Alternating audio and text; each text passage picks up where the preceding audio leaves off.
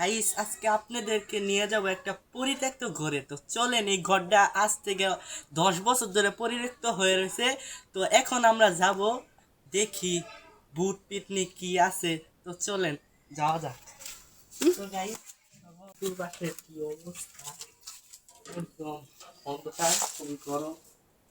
তো দেখেন এর ভিতরে চালের অবস্থা পুরা এই ছবিটা দেখেন।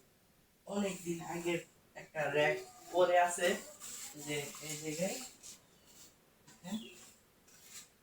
একটা র্যাক, ওই দিক দিয়ে দেখেন কি অবস্থা, পুরা পরিত্যক্ত একটা ঘর। তো এখন এই পাশে আসি আমরা, এই যে এই জায়গায় দেখেন এইসব জিনিস পরিত্যক্ত ভাবে পড়ে আছে।